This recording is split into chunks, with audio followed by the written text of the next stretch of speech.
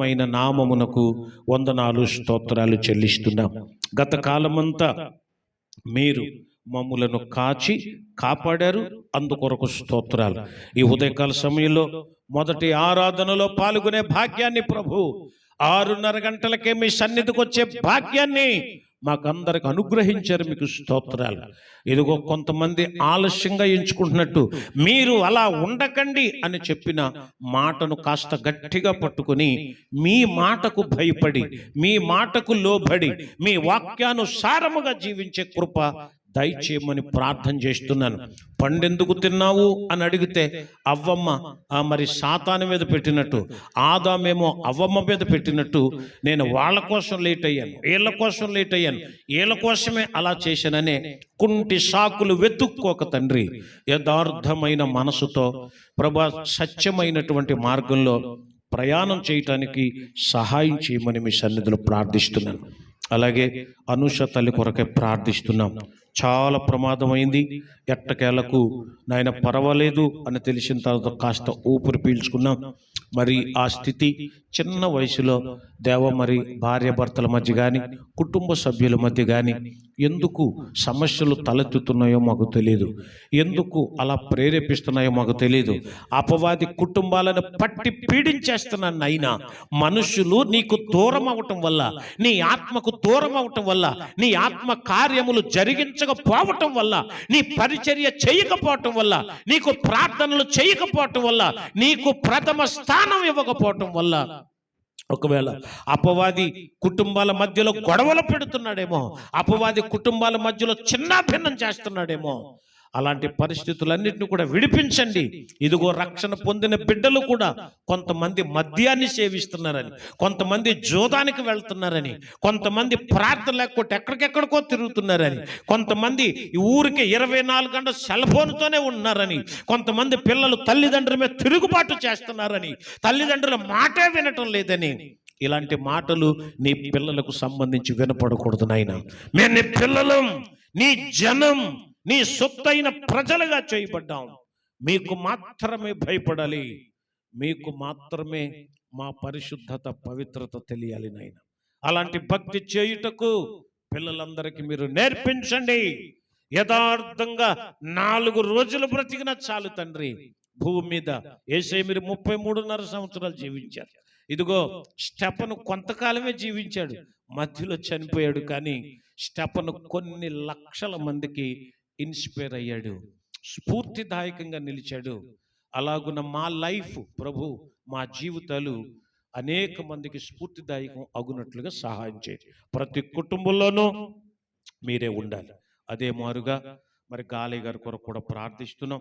ఎన్నో మారులు నీ వాక్యం కోసం చెప్పి బాప్తిసం కోసం ప్రయత్నం చేశాం, కానీ అతడు దాన్ని తిరస్కరించాడు. మరి ఇప్పుడు చివరి సమయంలో ఉన్నాడు. నమ్మి బాప్తిసం పొందినవాడు రక్షింపబడతాడు, నమ్మని వానికి శిక్ష. ఇది వాక్కు. కాబట్టి అతనికి మరి రక్షణ భాగ్యంలోనికి నడిపించాలనే మేము ఇప్పుడు ప్రార్థిస్తున్నాం. ఆ కుటుంబ సభ్యులందరినీ దీవించండి. ఇప్పుడు నీ వాక్యాన్ని వినబోతున్నాం తండ్రి. శ్రద్ధ పెట్టి మంచి మనసుతో నీ వాక్యాన్ని విని అనేక దీవెనలు పొందుకునేవారుగా మాకు సహాయం చేయమని, మీ సేవకునైన ప్రార్థన ఆలకించి అంగీకరించుమని యేసయ్య పరిశుద్ధ నామములో ప్రార్థించుచున్నాము పరమ తండ్రి. ఆమేన్, ఆమేన్, ఆమేన్. అందరం కూర్చుందాం, అందరం కూర్చుందాం. ఇంకెవ్వరు అటు ఇటు తిరగకూడదు, ఓకేనా? వాక్యం ప్రారంభించబడిన తర్వాత ఇంకెవ్వరు అటు ఇటు వెళ్ళకండి. వెళ్ళే పిల్లలను కూడా మీరు కొంచెం అదుపు చేయాలి, ఓకేనా? అదుపు చేయండి, వాళ్ళని కొంచెం అది చేయండి. ఎవరైనా అల్లరి చేస్తే మాత్రం కొంచెం మీరే సముదాయించాలి, ఓకేనా? That is the responsibility of the parents. So take care of your children, ఓకేనా? చక్కటి తిరగనివ్వకండి. శ్రద్ధగా వాక్యం మీద దృష్టి పెడదాం. దేవుని యొక్క గ్రంథంలో ఆది కాండం 6వ అధ్యాయం 5వ వచనం. నరుల చెడుతనము భూమి మీద గొప్పదనియు, వారి హృదయము యొక్క తలంపులలోని ఊహ అంతయు ఎల్లప్పుడూ కేవలము చెడ్డదనియు యెహోవా చూచి, తాను భూమి మీద నరులను చేసినందుకు యెహోవా సంతాపము నొంది తన హృదయములో నొచ్చుకొనెను అనే మాట మనం చదివాం. ఇప్పుడు మగపిల్లలందరూ కలిసి చదువుతారు, చూడండి. మగపిల్లలందరూ కలిసి చదువుతారు. 5, 6 వచనాలు చదవాలి. 1, 2, 3 స్టార్ట్.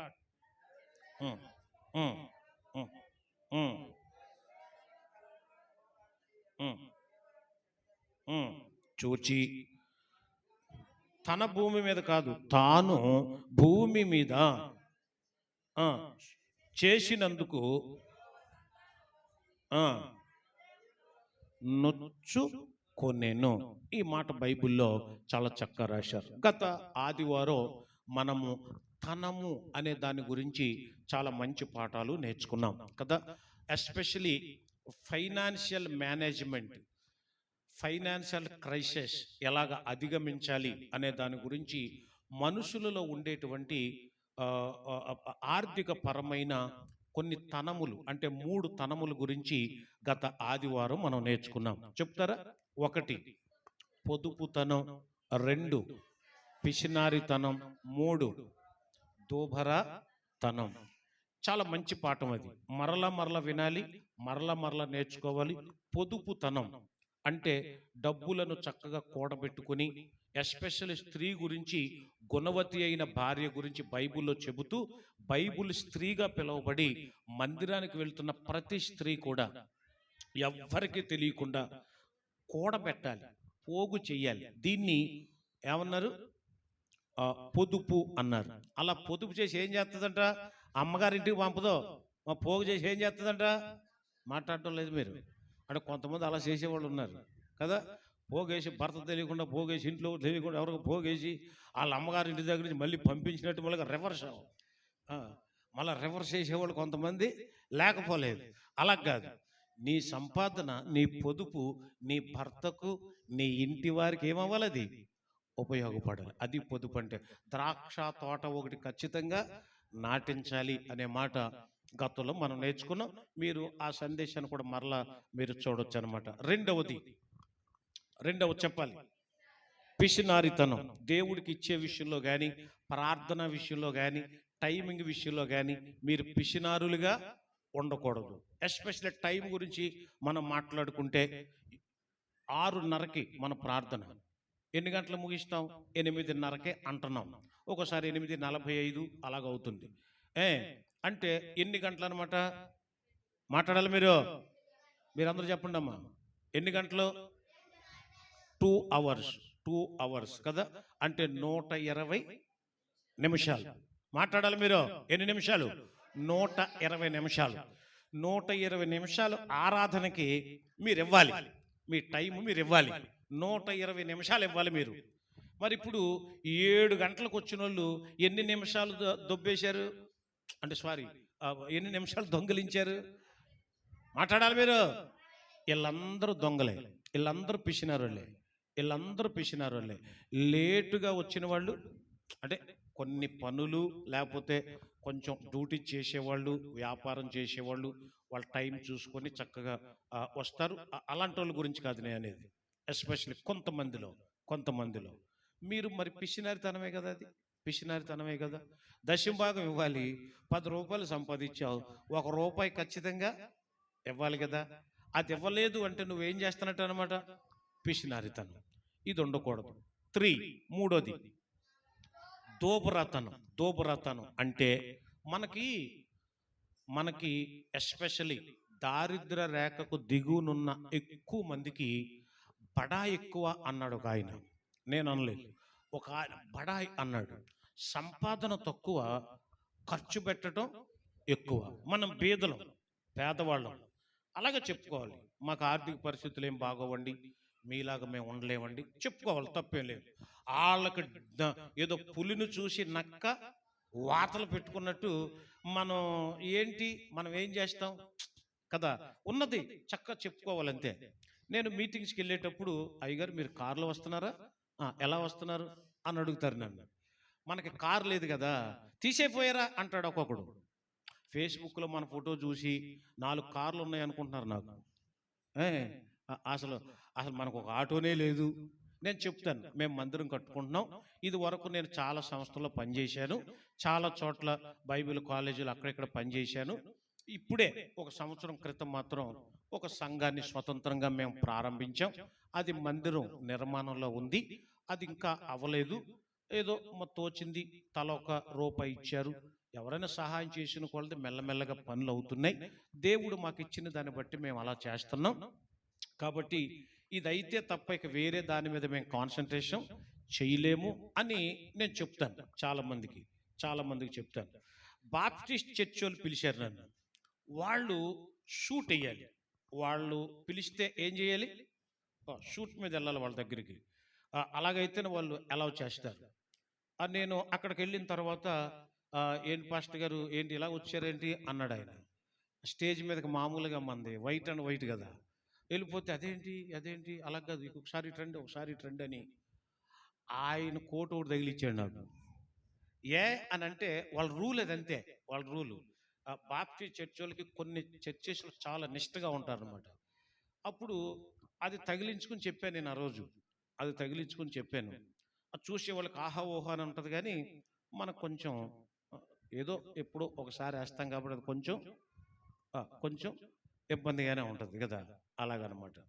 నేను చెప్తాను, మా స్థితి ఇది, మేమేం పెద్ద సేవకులమేం కాదు, లేకపోతే అందరిలాగా టీవీల్లో కనపడే సేవకులం కాదు, పెద్ద వాళ్ళమేం కాదు, మా స్థితి ఇది అని నేను చాలా చెప్తాను. నేను ఎంత టైం తీసుకుని ఎందుకు చెప్తున్నానంటే, దేవుని నమ్ముకున్న మన కుటుంబాల్లో మన ఆర్థిక స్థితిని బట్టి మన యొక్క పరిస్థితులు కూడా ఉండాలి. దయచేసి ఈ విషయాన్ని గమనించండి. దోబరాతనం, వేస్ట్ చేయటం, వృధా చేయటం వల్ల మనం ఆర్థికంగా చాలా నష్టపోతాం అనే చెప్పాలి. కాబట్టి మరొకసారి చెప్తున్నాను, ఫైనాన్షియల్గా ఆ మేనేజ్మెంటు మీరు ఖచ్చితంగా నేర్చుకోవాల్సిందే. తనము అనే పాఠాన్ని గత ఆదివారం నేర్చుకున్నాం. ఇప్పుడు ఏ తనము ఉండకూడదు అంటే, ఈరోజు ఉండకూడని తనము అని దానికి కంటిన్యూస్గా నేను ఒక పేరు పెట్టుకున్నాను. దేవునికి స్తోత్రం. ఇప్పుడు మనం చదువుకున్నామే, తాను భూమి మీద నరులను చేసినందుకు ప్రభు ఏం చేశాడట? సంతాపడ్డాడట, బాధపడ్డాడట. ఎందుకు బాధపడ్డాడు? 5వ వచనంలో రాయబడి ఉంది. ఎందుకు బాధపడ్డాడు అంటే, నరుల చెడుతనము భూమి మీద గొప్పదైపోయింది. దీని అర్థం ఏంటంటే, ఎక్కువ చెడు ఎవడు చేస్తే ఆడే గొప్ప అన్నట్టుగా ఉంది. ఇప్పుడు ఎక్కువ ఎవడు పెంట పెడితే ఆడే గొప్ప అన్నట్టుగా ఉంది. చెడు చేసి సిగ్గుపడట్లేదు చాలా మంది, తప్పు చేసి సిగ్గుపడట్లేదు, పశ్చాత్తాప పడట్లేదు. అదేదో గొప్పలాగా, అదేదో వైరల్ అవ్వాలి అన్నట్టుగా ఇలాగే మానవుడు చూస్తున్నాడు తప్ప తన మార్గములను చెరిపేసుకుని తిరుగుతున్నాడు. అందుకని దేవుడే, సృష్టికర్తే, మనలను చేసిన ఆయనే ఏం చేశాడనమాట? నొచ్చుకున్నాడు. ఏం చేశాడు ఆయన? నొచ్చుకున్నాడు, బాధపడ్డాడు. ఇప్పుడు నెత్తి మీద తల ఎక్కువ ఇచ్చాడు అనుకో దేవుడు, దూకోకుండా వచ్చాడు అనుకోండి, అసలు అడిగి తల ఇచ్చినందుకు ఏం చేస్తాడు ఆయన? బాధపడతాడు. ఎందుకు ఇచ్చానురా తల, చక్కగా దూకోవాలి కదరా అని అంటాడు. దేవునికి స్తోత్రం. అలాగా దేవుడు మానవుడికి అన్ని ఇచ్చి వాడు మంచి చెయ్యాలనుకుంటే భూమి మీద చెడుతనమే వాడికి గొప్ప అయిపోయింది. కాబట్టి ఈరోజు ఏంటి చెడుతనం? దేవుని విసర్జించటమే చెడుతనం, దేవుని దగ్గరకు రాకపోవటమే చెడుతనం. మనుషుల బుద్ధి చెడు కాబట్టి, చీకటి కాబట్టి వాళ్ళు దేవుని దగ్గరకు రాలేకపోతున్నారు అని బైబిల్ గ్రంథంలో చాలా చోట్ల రాయబడి ఉంది. చెడ్డ బుద్ధులు, చెడ్డ చూపులు, చెడు ఆలోచనలు, చెడు పనులు, చెడు నడతలు, చెడు నడకలు, చెడు బుద్ధులు, ఈ చెడ్డవన్నీ ఎక్కడి నుంచి వస్తాయి అన్నాడు ఆయన. మార్కు సువార్త 7వ అధ్యాయం 21వ వచనంలో 13 విషయాలు చెప్పాడు ఆయన. ఆ 13 విషయాలలో కూడా అవన్నీ ఎక్కడి నుంచి వస్తాయి మనిషికి అంటే, మనుషుని యొక్క ఆ హృదయంలో నుంచే వస్తాయి అనే మాట అక్కడ రాశాడు. దేవునికి స్తోత్రం. మార్కు సువార్త 7వ 21వ వచనంలో ఆ మాట మనం చదివితే ఎంత బాగుంటుందో. లోపల నుండి అనగా మనుషుల హృదయములో నుండి ఏమొస్తాయి? చెడ్డవంటే ఏంటో అనుకుంటున్నారు మీరు. ఏంటి చెడ్డదంటే? దురాలోచనలు, జారత్వములు, దొంగతనములు, నరహత్యలు, వ్యభిచారము, లోభములు, చెడుతనములను, కృత్రిమమును, కామ వికారమును, మత్సరమును, దేవదూషణయు, అహంభావమును, అవివేకమును వచ్చును. ఇవి 13 విషయాలు రాశాడు అక్కడ ఆయన. 13 విషయాలు రాసిన తర్వాత అప్పుడు 23వ వచనంలో ఏమన్నాడంటే, ఈ చెప్పబడినవన్నీ ఏంటనమాట? చెడ్డవి. అది ఈ చెడ్డవన్నీ మనుషుని హృదయములో నుంచి వెళ్ళి మనిషిని అపవిత్రం చేసేస్తున్నాయి, మనిషిని పాడు చేసేస్తున్నాయి. అంటే చెడు అంటే ఇవి. దురాలోచనలు చేయటం చెడు, మత్సర పడటం చెడు. ఇక్కడ రాయబడినట్లుగా హృదయములో నుండి దొంగతనం చేయటం చెడు, నరహత్య చేయటం చెడు, వ్యభిచారం చేయటం చెడు, లోభిగా ఉండటం చెడు, చెడుతనములు, కృత్రిమ, కామ వికారం, దేవుణ్ణి దూషించటం, అహంభావం, గర్వం, అవివేకం, ఇవన్నీ చెడ్డవి. ఈ చెడ్డవి మనుషుల్లో బాగా పెరిగిపోవటం వల్ల ఎంతో అందంగా సృష్టించిన మానవుడు ఇలా చెడిపోయాడే అని తన స్వరూపమందు తన పోలికలో చేసుకున్న దేవుడు మనుషుని యొక్క స్థితిని చూసి అసలు వీళ్ళు ఎందుకు చేశానని నొచ్చుకున్నాడట. ఏం చేశాడు ఆయన? నొచ్చుకున్నాడు. అంటే చెడుతనం చేసేవాళ్ళు ఎవరిని నొప్పిస్తారు అంటే స్వయంగా దేవుణ్ణే నొప్పిస్తారు. చెడు చేసేటప్పుడు కాస్త ఆ భయం ఉండాలి. అయ్యో, నేను చేసే ఈ చెడు వల్ల నా దేవుడు నొచ్చుకుంటాడే, నా దేవుడు నొచ్చుకుంటాడు. మా అమ్మ నొచ్చుకుంటుంది, అది తర్వాత సంగతి. మా నాన్న నొచ్చుకుంటాడేమో తర్వాత సంగతి. మా అయ్యగారు నొచ్చుకుంటాడేమో తర్వాత సంగతి. ముఖ్యంగా ఎవరు నొచ్చుకుంటారు? వావ్!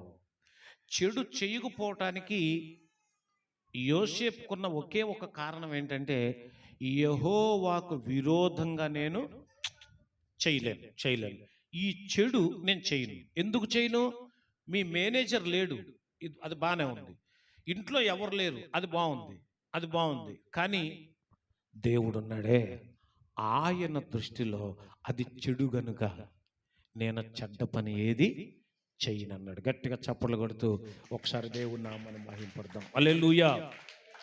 కాబట్టి ఉండకూడని తనం ఏంటంటే, మొట్టమొదటిగా చెడుతనము ఉండకూడదు. కూర్చున్నాను. చెడుతనము ఉండకూడదు. నెంబర్ 2, రెండో విషయం చెప్తాను, త్వరగా చెప్పి నేను ముగిస్తాను. చూడండి, రెండవదిగా దేవుని యొక్క సన్నిధిలో రాయబడినటువంటి ఇంకొక తనం సంఖ్యాకాండం 23వ అధ్యాయం 21వ వచనంలో ఒక మాట ఈ విధంగా రాయబడి ఉంది. అమ్మ, మగపిల్లలు తీలేరా ముందు? ఎరా ఆడపిల్లలు అంత దూసుకెళ్ళిపోతుంటే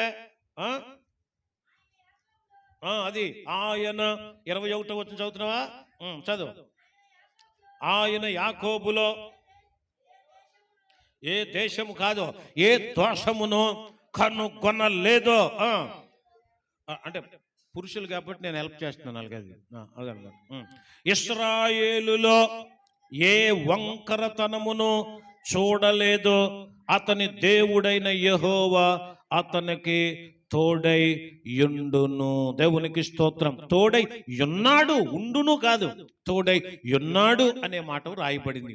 ఇశ్రాయేలులో ఏ వంకరతనమును చూడలేదు. యాకోబు గురించి మనం మోసగాడు అంటాం. అతడు వాళ్ళ అన్నను మోసం చేసి, వాళ్ళ నాన్నను మోసం చేసి, వాళ్ళ మేనమామను మోసం చేసి, వాళ్ళ ఇంటి వాళ్ళందరినీ మోసం చేసి, మోసం వలన సంపాదించిందే గొప్ప అనుకున్నాడు. అతడు అలా బయలుదేరే ముందే దేవుడు ఒక ప్రవచనం చెప్పాడు. నిన్ను నేను ఏర్పాటు చేసుకున్నాను, నువ్వు ఇశ్రాయేలీయులకు అందరికి ఒక మూల పురుషుడు అవుతావు అని చెప్పిన ఆ మాట వినకుండా కొంచెం దూసుకెళ్ళిపోయాడు. దేవుని ఆలోచన కూడా కాస్త పక్కన పెట్టేసి వెళ్ళిపోయాడు. వెళ్ళిపోయిన తర్వాత అందరినీ మోసం చేసి వస్తే చివరికి ప్రాణ భయం పట్టుకుంది. ఏదైతే అక్రమంగా సంపాదిస్తామో, వంకర మార్గంలో సంపాదిస్తామో అదే మన పీకకు చివరికి ఉరి అవుద్ది అనడానికి యాకోబు ఒక్కడు చాలు మనకి. యాకోబు ఒకడు చాలు. ఆ యాకోబులో చాలా మోసం ఉంది. కానీ దేవుడు పాదాలు పట్టుకున్నాడు. వాళ్ళ అన్నయ్య పాదాలు పట్టుకోలేదు, వాళ్ళ నాన్న పాదాలు పట్టుకోలేదు. వాళ్ళందరినీ మోసం చేసుకుంటూ, మనుషులందరినీ మోసం చేసుకుంటూ వచ్చి చివరికి యేసయ్య పాదాలు పట్టుకున్నాడు. దేవునికి స్తోత్రం. పట్టుకొని ఏమంటాడో తెలుసా? నిన్ను నేను విడువను దేవా, నిన్ను నేను విడువను దేవా, నీవు నన్ను దీవించు వరకు. ఆ తర్వాత గుర్తులేదు. అది అప్పటి వరకు, నువ్వు నన్ను దీవించే వరకు నేను నిన్ను అసలు వదలను. ఇప్పుడు మనం దీవెన పొందాలంటే వదలకుండా దేవుణ్ణి పట్టుకోవాలి. నాకు ఇది నైనా, ఇది ఒక దానికోసం నేను అడుగుతున్నాను, అది నాకు తప్పకుండా దయచేయాలి అని అడగాలి. దయచేయాలని అడగాలి. ఇచ్చే వరకు వదలని అన్నాడు, పట్టు విడవలేదు. అతడి పోరాట పటిమను దేవుడు గుర్తించి, వావ్, ఏం యాకోబు, నువ్వు మనుషులతో కాదు దేవునితోనే పోరాడి గెలిచావు కాబట్టి ఇప్పుడు నువ్వు ఏమవుతావు? ఇశ్రాయేలు అవుతావు. ఇక యాకోబు కాదు. యాకోబులో వంకరతనం ఉంది, యాకోబులో దొంగ బుద్ధి ఉంది, యాకోబులో మోసం ఉంది. కానీ ఇప్పుడు ఇశ్రాయేలులో ఎంత మంచి మాట చూడండి, ఏ వంకరతనము లేదు. దేవునికి స్తోత్రం. అంటే ఈరోజు మనం నేర్చుకుంటున్న రెండవ పాఠం ఏంటి అంటే, మనకు ఉండకూడని తనము రెండవది వంకరతనం అనేది ఉండకూడదు. ఏదైనా అడిగితే వంకరగా సమాధానం చెప్పడం, ఏదైనా అడిగితే వంకరగా ప్రవర్తించడం, వంకరగా సటార్లు వేయటం, ఇది క్రైస్తవులుగా మనకు తగినది కాదు. సౌలు గురించి బైబిల్ గ్రంథంలో దేవుడు దర్శించిన తర్వాత అతనితో చెప్పిన ఒక మాట, నువ్వెక్కడికి వెళ్ళాలి అంటే, అపోస్తుల కార్యముల గ్రంథం 9వ అధ్యాయంలో, నీవు తిన్ననిది అనబడిన 11వ వచనంలో, తిన్ననిది అనబడిన వీధిలోనికి వెళ్ళు. ఆ తిన్ననిది అనబడిన వీధిలో ఒక దైవజనుడు ఉంటాడు, అననీయ అనే ఒక దైవజనుడు ఉంటాడు. ఆ దైవజనుడు ఇంటికి వెళ్ళాలి నువ్వు. దేవునికి స్తోత్రం. ఆ దైవజనుడు ఇంటికి వెళ్ళాలి. అక్కడికి వెళితే నువ్వేం చెయ్యాలో చెబుతాడు ఆయన. అలాగున అతడు 3 దినములు గుడ్డివాడిగా ఎందుకున్నాడో నాకు అర్థం అవ్వలేదు చాలాసేపు. గుడ్డివాడిగా ఎందుకున్నాడు అని అంటే, కళ్ళు మూసుకుపోయాయి, ఏవో పొరలు కప్పేశాయి అని అక్కడ రాయబడింది. అననీయ చెప్పే బోధ జాగ్రత్తగా వినాలి. అననీయ చెప్పే బోధ సౌలు వినాలంటే అతని కళ్ళు కనపడకూడదు. ఎందుకు కనపడకూడదు అంటే, సౌలుకు ఒక అహంకారం ఉండేది, సౌలుకు ఒక గర్వం ఉండేది. ఏంటా గర్వం అంటే, ఆ ప్రాంతాల్లో, ఆ దేశాల్లో సౌలంత ఏమంటారు దాన్ని, పాండిత్యము కలిగిన వాడు ఇంకెవడు లేడు. తర్వాత సౌలు బహుభాష కోవిదుడు అంటారు. అంటే అతను తను మాట్లాడే భాష కాకుండా మరికొన్ని భాషలు అతనికి వచ్చు. అంటే మల్టీ టాలెంటెడ్ అంటారే, అలాంటి వ్యక్తి సౌలు. అలాంటి వ్యక్తి సడన్గా వచ్చి ఒక దైవజను, ఏ గుర్తింపు లేని దైవజనుడి దగ్గరికి వచ్చి, ఏ గుర్తింపు లేదు ఆయనకి, అలాంటి దైవజనుడి దగ్గరికి వచ్చి, నువ్వు చెప్పు నేను వింటా అని చూస్తూ ఉంటే, కళ్ళు తెరుచుకుని ఉంటే వినగలడా? వినేవాడు కాదు. అలా చూసేవాడు, ఎలా చూసేవాడు. లేదంటే అననీయ స్వరూపం చూడగానే, అననీయ ముఖం చాలా చిన్న పాస్టర్ గారు లాగా ఉన్నాడు, చాలా చిన్నోళ్ళలాగా ఉన్నాడు, ఈయన మాటలు నేనేంటి, నా ప్రెస్టేజ్ ఏంటి అనే ఆలోచన అతనికి వచ్చేదేమో. దేవుడు అందుకని 3 దినముల పాటు అతడికి గుడ్డితనం కలగజేశాడు. ఇక కళ్ళు ఏం చూడలేదు. ఇక కళ్ళు చూపు లేనప్పుడే వినికిడి శక్తి కాస్త పెరుగుద్ది. దేవునికి స్తోత్ర. గుడ్డి వాళ్ళు ఎలా నడుస్తారో అనుకుంటాం, గుడ్డి వాళ్ళు ఎలా ప్రవర్తిస్తున్నారో అనుకుంటాం. నేత్రాలు లేకపోవచ్చు కానీ వినికిడి శక్తిని దేవుడు ఎక్కువగా వాళ్ళకి ఇస్తాడు. చాలా పర్ఫెక్ట్గా నడుస్తారు వాళ్ళు, చాలా పర్ఫెక్ట్గా ఉండగలుగుతారు. అందుకని సౌలుకు దేవుడు గుడ్డితనం కలగజేసి తిన్ననిది అనబడిన వీధిలోకి పంపాడు. ఎంతకాలం నువ్వు చాలా వంకరగా ప్రవర్తించావు, నీ దారి బాల, నీ ప్రవర్తన బాల, నీ పరిస్థితి బాలేదు, ఎక్కడి నుంచి నువ్వు అలాగ ఉండడానికి వీల్లేదు. గట్టిగా దేవునికి స్తోత్రం చెబుదాం. హల్లెలూయా, హల్లెలూయా.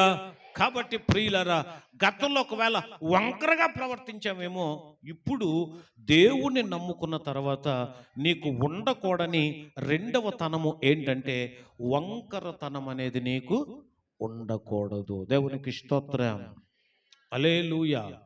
ఇదిగో మీరు ఇలా రండి, తిన్నగా రండి, ఇలా రండి అన్నాం అనుకోండి, అలా కాదు నేను ఇలాగ గుట్టు మీద వెళ్తాను అంటే దాన్ని ఏమంటారు? ఇలాగా కూడా వెళ్ళొచ్చు అంటే మాకు తెలియదు వెళ్ళాలని. కానీ పెద్దవాళ్ళు లేకపోతే దైవజనులు, నీ పైనున్న నాయకులు ఓ ఆలోచనతో చెప్తారు ఒక దారి, ఒక ఆలోచనతో చెప్తారు ఒక ఇది. అలాగే వెళ్ళాలి, అలాగే వెళ్ళాలి. దేవునికి స్తోత్రం కలుగును గాక. కొంతమంది పెన్నులతో రాసేటప్పుడు రెడ్ పెన్ ఉపయోగించి రాస్తారు. మాస్టర్లు తిడతారు, కొడతారు. నేను కూడా రెడ్ పెన్తో రాస్తే ఒప్పుకోను. మన పిల్లలు కూడా, సండే స్కూల్ పిల్లలు కూడా.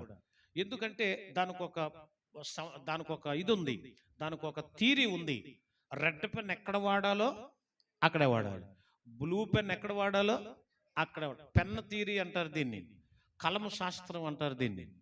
ఇలాంటివన్నీ చెప్తే బుర్ర పాడైపోద్ది మీకు. అప్పుడే అమ్మో ఇందులో కూడా ఇంత ఉంటుందా అనిపించదు. ఉంటుంది మరి, ప్రతి చిన్న దాంట్లో కూడా ఉంటుంది. దేవునికి స్తోత్రం కలుగును గాక. హల్లెలూయా.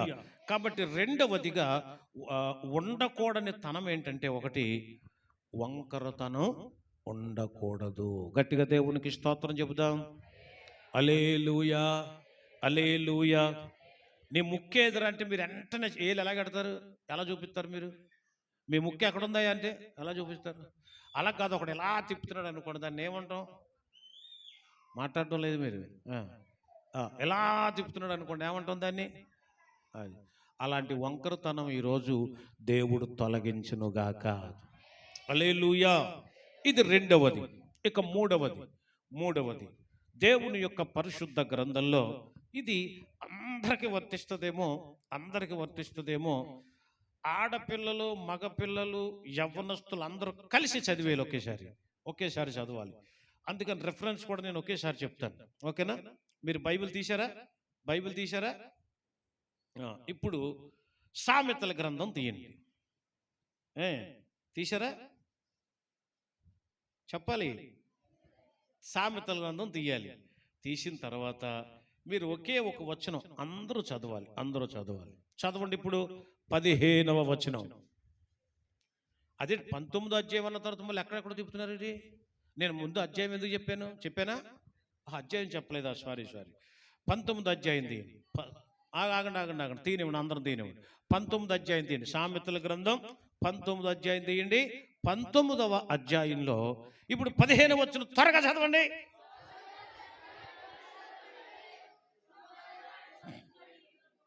అది విషయం. ఇక్కడ ఏ తనము గురించి చెప్పాడు? ఏ తనం అది? సోమరితనం అంటే ఇంగ్లీష్లో ఇంకో పదం ఉంది, లేజినెస్. లేజీ ఫెలో అంటాం కదా. ఇప్పుడు మళ్ళీ అలాగంటే మళ్ళీ వేరేలాగా ఉంటుందేమో కదా. Lazy fellows. ప్రార్థనకి నువ్వు రోజు అలా చేస్తే మాత్రం లేజీయే. ఎప్పుడన్నా ఒకసారి అయితే పర్వాలేదు, కానీ పాపం ఏ ఇబ్బంది వచ్చిందో అనుకుంటాం. రోజు అలాగంటే కానీ ఏమంటాం? లేట్ కమ్మర్స్ అంటాం. మా కాలేజీలో ఒక అతను ఉండేవాడు. అతని పేరు మహేష్. ఇప్పుడు తిరువూరులో సేవ చేస్తున్నాడు. చాలా పెద్ద సంఘం, 3 సంఘాలు కట్టాడు, 2 మందిరాలు కట్టాడు. అతన్ని ఫస్ట్ ప్లేటు అనేవాళ్ళం మేము. ఫస్ట్ ప్లేట్ అని ఎందుకు అనేవాళ్ళం అంటే 550 మంది స్టూడెంట్స్ ఉండేవాళ్ళం మేము. 530 మంది. ఈ 30 మందిలో భోజనం బెల్ల కొట్టారంటే అది ఎలా రెడీ అయ్యేవాడో తెలీదు, అతను ఎలాగా ఇది చేసేవాడో తెలీదు. ఫస్ట్ అతనే ఉంటాడు. పెద్ద లైన్ ఉంటుంది. 500 మంది అంటే మాటలు కాదు కదా. అక్కడికి 2 లైన్లు పెట్టేవారు, 2 కౌంటర్స్ పెట్టేవారు మాకు. ఫస్ట్ ప్లేట్ అనమాట అతనిది. ఒక్కరోజు కాదు 2 రోజులు కాదు, పొరపాటున ఫస్ట్ని మహేష్ లేడు అంటే ఆ రోజు అతను క్యాంపస్లోనన్నా ఉండకూడదు, లేదంటే అతడు ఏదైనా అనారోగ్యంతోనైనా ఉండాలి తప్ప ఎవ్రీ డే 3 పూటలు కూడా ఫస్ట్ ప్లేట్ అనగానే అతను మహేష్ అని పిలవడం మానేశారు. ఫస్ట్ ప్లేటు అని పిలిచేవాడు. నేను అక్కడికి వాక్యం చెప్పడానికి వెళ్ళిన తర్వాత చెప్తుంటే ఆ ఆవిడ ఎప్పుడు నవ్వదంట. చాలా సీరియస్గా ఉంటుందట, చాలా సీరియస్గా ఉంటుందట. నేను బైబిల్ కాలేజీలో జరిగిన సంగతి వాళ్ళ ఆయన గురించి చెప్తుంటే అసలు కంట్రోల్ చేసుకోలేకపోయింది ఆవిడ. కంట్రోల్ చేసుకోలేకపోయింది. వాళ్ళ ఆయన గురించి చాలా విషయాలు చెప్పాను నేను. చెప్తే అసలు కంట్రోల్ చేసుకోలేక బయటికి వెళ్ళిపోయింది అసలు ఆవిడ. కచ్చి పట్టుకుని బయటికి వెళ్ళిపోయి కళ్ళంట నీళ్ళు పెట్టేసుకుని, ఎంత సీరియస్గా ఉంటానండి నేను, ఎంత సీరియస్గా ఉంటానో ఈరోజు అసలు నేను నవ్వకుండా ఉండలేకపోయాను. మా ఆయన గారి దగ్గర ఎంత ఉందా అంది. అలాగా ఎప్పుడు అతను అక్కడ ఉండేవాడు కాబట్టి అతను ఏమంటాం, మాట్లాడాలి నువ్వు. మరి ఎప్పుడు లేట్ వస్తే మరి నిన్నేమనాలి? లేట్ కమర్స్ అంటారు, అంటే ఆలస్యంగా వచ్చువారని గౌరవప్రదం. అది లేజీ ఫెలో అంటే బద్ధకస్తుడా అని, సోమరోడా అని. అందుకని సోమరోడిని చీమల దగ్గరికి వెళ్ళమన్నాడు. ఎవరు? జ్ఞాని అయిన సొలొమోను. ఎందుకు వెళ్ళమన్నాడు అంటే చీమ కూడా చాలా చురుగ్గా ఉంటుంది. మీలా 11 గంటల దాకా పడుకోదు. పొద్దున్నే లెగుస్తుంది, బ్రష్ చేసుకుంటుంది, స్నానం చేస్తుంది, చక్కగా తను చేయాల్సిన పనులేవో చేస్తుంది, కాలేజీకి వెళ్తుంది, వంట చేసుకుంటుంది, తను చేయాల్సిన పనులన్నీ చక్కగా చేస్తుంది. ఎవరు? చీమ అంత చురుగ్గా ఉంటుంది. కాబట్టి మనం చీమను చూడాలి. మనకు చీమలు కనపడవు, బద్ధకం ఉండే ఏనుగులే కనపడతాయి, పెద్దగా ఉంటుంది కాబట్టి కదా. అలాగా కాదు, మీరెవరిని చూడాలి? చీమను చూడాలి. మొన్న TV9లో చూస్తుంటే, TV9 కాదు, రుచి అభిరుచులు అనుకుంటాను, ఆ ఛానల్లో చీమలు వండుకుంటున్నారు ఒక చోట, గిరిజనులు. ఈ వారంలోనే వచ్చింది. అది చూసి ఏమో అనిపించింది, కానీ వాళ్ళు వండుతూ చూస్తుంటే అసలు భలే అనిపించింది. ఆ చీమలన్నీ పుట్టని అంటే ఆకుల్లో పెడుతుందంట. ఆ చీమలు ఒక రకమైన చీమలు, అవి అడవుల్లో ఆకుల్లో ఉంటాయట. ఆ ఆకుపానం కోసుకొచ్చి గుట్ట కింద ఉంటాయి చీమలు. ఆ చీమల్ని వేడి నీటిలో వేశారు, కింద మంట పెట్టి వేడి నీటిలో వేస్తే ఆ చీమలన్నీ ఆకులను బట్టి అందులో రాలిపోయాయి. అప్పుడు దాన్ని వడకట్టి అందులో ఉన్న కొన్ని మేసాలు, కొన్ని అవి ఇవి ఏమన్నా ఆకులు గీకులుంటే అన్నీ ఏరేసి దాన్ని ఒక చాట్లో వేసుకుని చక్కగా ఆరబెట్టి, ఆ తర్వాత ఒక బాణీలు పెట్టి అందులో నూనె పోసి, అందులో మళ్ళీ కొంచెం డాల్డా వేసి, కొంచెం మళ్ళీ ఇంగవ వేసి ఏపి, అందులో ఆవాలేసి ఇవన్నీ వేసి వాటిని ఏపి ఆ తాలింపు పెట్టి ఆ బౌల్లో పెట్టిస్తుంటే అవి కరకరలాడతాం. ఆ తినేవాడు చాలా బాగా తిన్నాడు. అది చూసి చీమ అన్నట్టుంది, కానీ అంటే చీమ చురుకుదనంగా ఉండటం మాత్రమే కాదు, అది చచ్చిపోయాక అదొక రుచిని కూడా, మాట్లాడటం లేదు మీరు, రుచిని కూడా ఇస్తుందా అన్నట్టుగా ఉంది. మరి ఆ చీమలు ఎక్కడ దొరికితే తెలియదు, కానీ ఈసారి దొరికితే మనం ఏదైనా కార్యక్రమానికి ఉపవాస ప్రార్థనలు అనంతరం ఆఖరి రోజు స్పెషల్గా అంటే మామూలుగా సాంబార్ చేసేసి వేపుడు అనమాట, అది చక్కగా ఫ్రై చేస్తున్నారు వాళ్ళు, చాలా చక్కగా ఫ్రై చేస్తారు, చాలా బాగుంది అది. అంటే నేను తినలేదు, కానీ చూస్తే అలాగే అనిపించింది అనమాట. చీమలో అంత ఉంది. ఈ సోమరోళ్ళందరిని ఎక్కడికి పంపాలి? అప్పుడే కళ్ళు మూసుకుంటే అలాగా.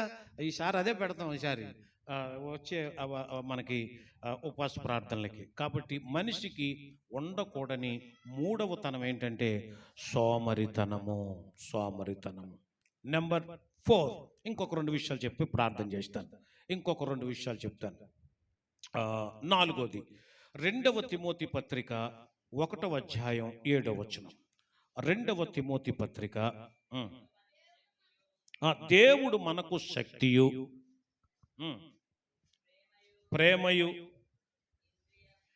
ఇంద్రియ నిగ్రహములు గల శక్తినే ఇచ్చెను గాని పిరికి తనము కలిగిన ఆత్మను ఇవ్వలేదు. అంటే పిరికి తనము కలిగిన ఆత్మను ఇవ్వలేదు.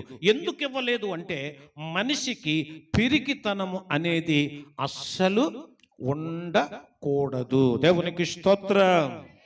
చెడుతనం ఉండకూడదు, వంకరతనం ఉండకూడదు, 3వది సోమరితనం ఉండకూడదు, 4వది పిరికితనం కూడా ఉండకూడదు. దేవునికి స్తోత్రం. హల్లెలూయా. కొంచెం ధైర్యం తెచ్చుకోవాలి. వంటగదిలో బొద్దింక వచ్చింది అనుకోండి, అది అసలు ఆగదే, ఇటుపోద్ది. ఒక ఆవిడ గిన్నెలన్నీ పడేసింది. దేనికోసం? అలా ఆయన అంటున్నాడు, ఏంటి పామా లేకపోతే ఏంటది, ఏమన్నా కుక్క ఏమొచ్చింది లోపలికి? పిల్ల అంటే కాదు, చిన్న బొద్దింక వచ్చింది. ఏంటి బొద్దింక ఇన్ని గిన్నెలు పడేసిందా? కాదు, బొద్దింక వచ్చిందని నేనే అవన్నీ పడేసానని. ఆ బొద్దింకను చీపురుతో కొట్టాలి, లేదా ఏదో బెదిరించాలి. కానీ ఆమె ఏం చేసిందంటే డేగిసాలతోనూ బిందులతోనూ దాన్ని కొడితే అది దొరుకుద్దా?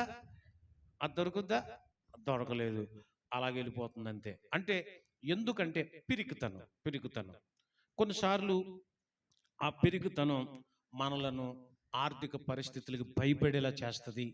పిరికితనము కలిగిన చెప్పాలి ఆత్మ అన్నాడు అక్కడ, అవునా?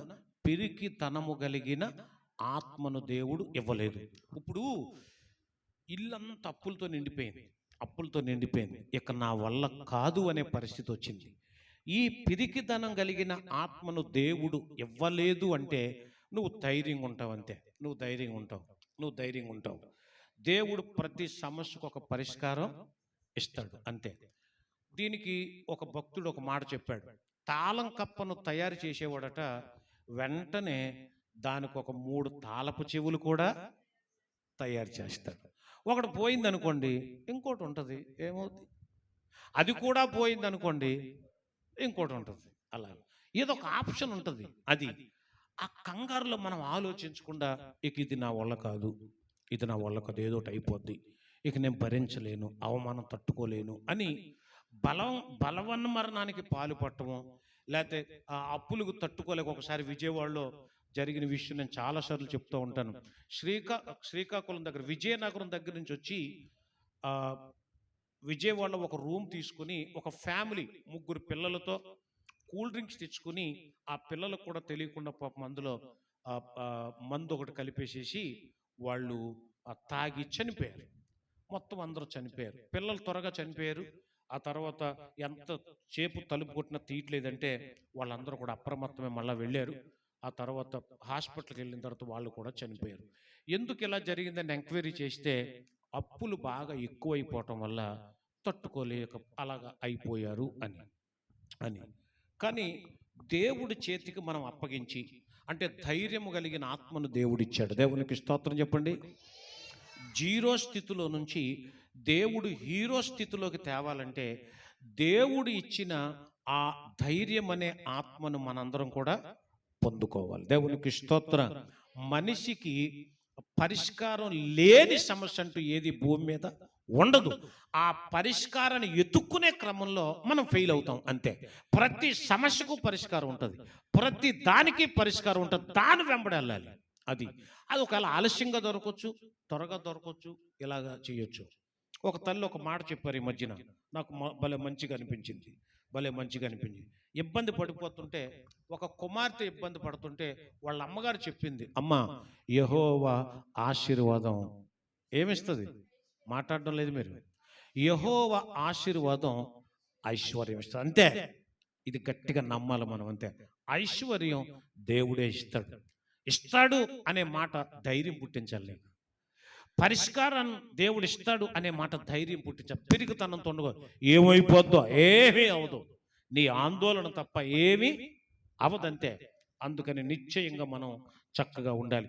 మనిషికి ఉండకూడని 4వ తనము పిరికితనము. 5వది 2వ కొరింథీయులకు రాసిన పత్రిక 9వ అధ్యాయం 5వ వచనం. త్వరగా చదివేస్తే ఒకే ఒక్క మాట నేను ప్రార్థన చేస్తాను. 2వ కొరింథీయులకు రాసిన పత్రిక 9వ అధ్యాయము 5వ వచనంలో ఇలాగూ రాయబడి ఉంది.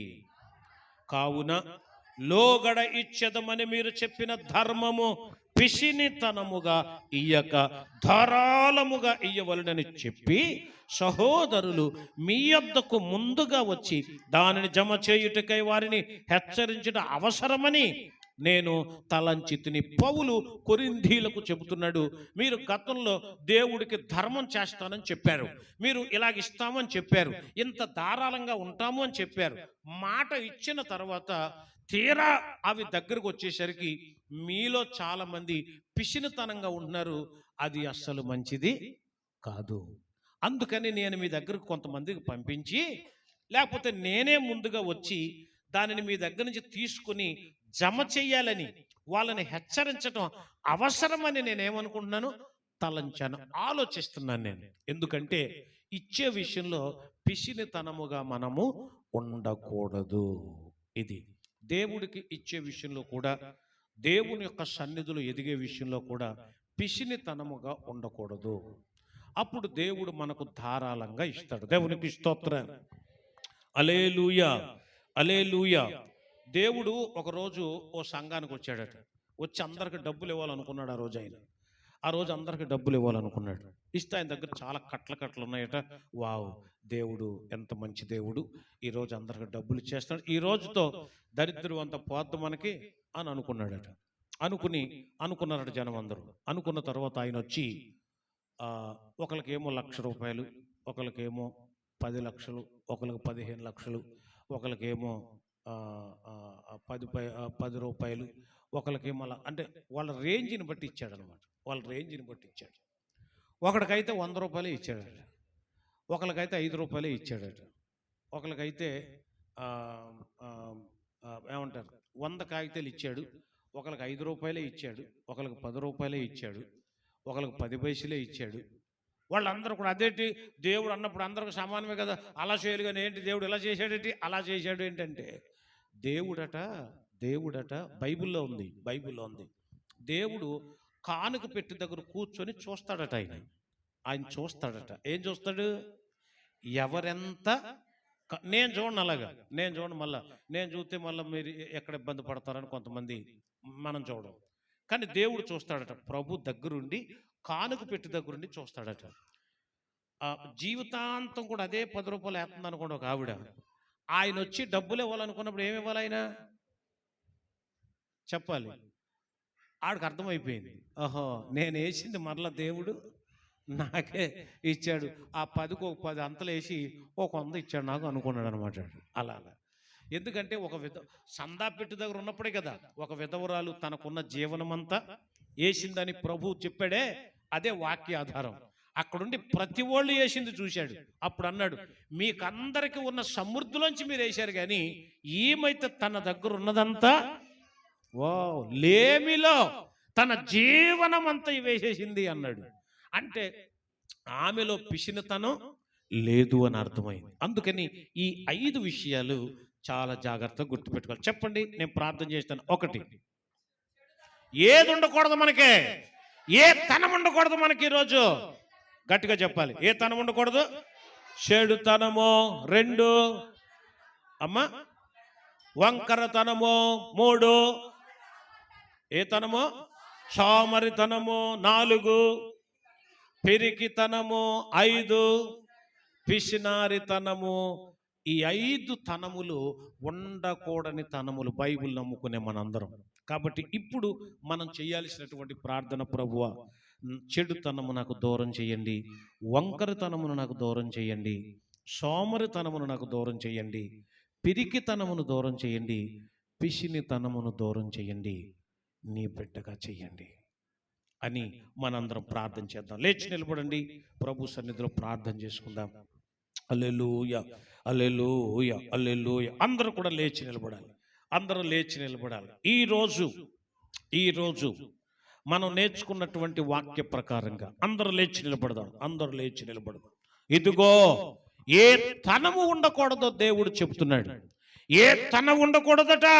చెడుతనం ఉండకూడదు, వంకరితనం ఉండకూడదు, సోమరితనం ఉండకూడదు, పిరికితనం ఉండకూడదు, పిసినితనం ఉండకూడదు. చెడుతనము దేవుని నుంచి నిన్ను దూరం చేస్తుంది. వంకరతనము దేవుని బిడ్డలను అవమానపరుస్తుంది. సోమరితనం నువ్వు పస్తులు ఉండాల్సి వస్తుంది. సోమరితనం నువ్వు దౌర్భాగ్యుడు అయిపోతావు. సోమరితనం చింపురు గుట్టలను ధరింపజేస్తుంది. ఆ తనం నీకు ఉండకూడదు. పిరికితనం, దేవుడు పిరికితనము కలిగిన ఆత్మను ఇవ్వలేదు.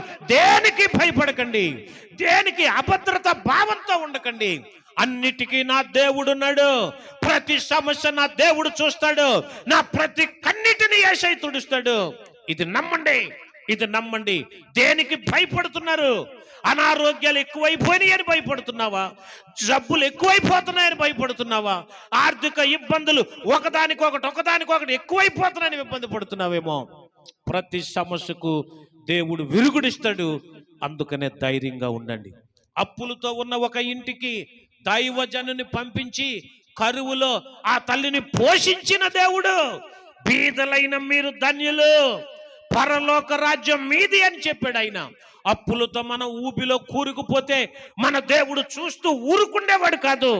నీకు కావలసింది పిరికితనం కాదు, ధైర్యం కావాలి. దేవునికి స్తోత్రం. అలాగే పిసినితనంగా మనం ఉండకూడదు. లేమిలో కూడా, ఏమీ లేనప్పుడు కూడా దేవునికి ఇవ్వాల్సింది కనుక నువ్వు ఇస్తే, నీ పని నువ్వు చేస్తే దేవుడు తన పని తాను చేస్తాడు. ధనం విషయంలో నమ్మకంగా ఉండండి. మిమ్మలను దౌర్భాగ్యులో నుంచి, దరిద్రతలో నుంచి దేవుడు ధనవంతులుగా చేస్తాడు. నమ్మిన వారందరూ గట్టిగా చప్పట్లు కొట్టాలి ఒకసారి. హల్లెలూయా. దరిద్రం పోయి ధనవంతులుగా దేవుడు మార్చునుగాక. ఈ రోజు చెడుతనము మనకు దూరమగునుగాక. ఈ రోజు వంకరితనము మనకు దూరమగునుగాక. ఈ రోజు పిరికితనము దూరమగునుగాక. సోమరితనము దూరమగునుగాక. పిసినితనము దూరమగునుగాక. దేవుని ఆత్మతో నింపబడిన వాళ్ళమై దేవుని కొరకు దేవుని పిల్లలుగా బ్రతుకుదాం. ప్రార్థన చేసుకుందాం. ప్రేమ కలిగిన తండ్రి, మీకు వందనాలు ప్రభు. ఈరోజు ఉండకూడని తనము అనే పాఠాన్ని నేర్చుకున్నాం. ఈ పాటలు అనేక విషయాలు మీరు మాకు నేర్పించారు. అందుకు నీకు స్తోత్రాలు. ఇదిగో చెడు స్వభావం, చెడు పనులు ఎలా ఉంటాయో మేము నేర్చుకున్నాం. ఇంకా చెడే ప్రేమిస్తే, ఇంకా చెడులోనే ఉంటే ఆ చెడుతనమే నిన్ను నాశనం చేస్తుంది. ప్రభు, మీరు చెప్పిన మాటలను బట్టి స్తోత్రాలు. చెడుతనంకు మేము దూరంగా ఉండునట్లు సహాయం చేయండి. వంకర మార్గం, వంకర సమాధానాలు, వంకర మాటలు, వంకర సంభాషణ, వంకరి చూపులు, వంకరి ప్రవర్తనలు యేసయ్య ఈరోజు మా బిడ్డల నుండి దూరమగునుగాక. సోమరితనం, మందిరానికి రావాలంటే సోమరితనం, స్కూల్కి వెళ్ళాలంటే సోమరితనం, పనికి వెళ్ళాలంటే సోమరితనం. ఆ సోమరి పస్తులు ఉండాల్సి వస్తుందని చెప్పావు. చింపిరి గుడ్డలకు కారణం అని చెప్పావు. ఆ సోమరితనం దూరమగునుగాక తండ్రి. అలాగే నాయన పిరికితనం దూరమగునుగాక. చాలామంది భయపడుతున్నారు, కొన్ని పరిస్థితులకు భయపడుతున్నారు. భయపడొద్దమ్మా. ప్రతి దానికి దేవుడు ఒక పరిష్కారం ఇస్తాడు. కళ్ళ ముందు కనపడేది నిన్ను భయపెట్టొచ్చు, ఇబ్బంది పెట్టొచ్చు, కానీ పైనుండి చూచే దేవుడు నీ హృదయంలో కనుక చెడుతనం లేకపోతే, వంకరతనం లేకపోతే, సోమరితనం లేకపోతే, పిరికితనం లేకపోతే నిన్ను చాలా గొప్పగా చేస్తాడు.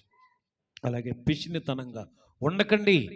మీరు చెప్పిన మాట కొరకే స్తోత్రం. బిడ్డలందరూ అర్థం చేసుకుని ఈ సందేశాన్ని బట్టి ప్రతి ఒక్కరూ మీ సన్నిధిలో ముందుకు వెళ్ళే కృప దయచేయమని, అందరూ అర్థం చేసుకుని అనేక మందికి తెలియచేసేటట్లుగా మీ కృపలో భద్రం చేసి మహిమ పొందమని. ఇప్పుడు కానుకలు పట్టబోతున్నాం. ధారాళంగా మీకు ఇవ్వాలి నాన్న, సంతోషంగా మీకు ఇవ్వాలి. ఉత్సాహంగా ఇచ్చి వారిని ప్రేమిస్తానన్నావు.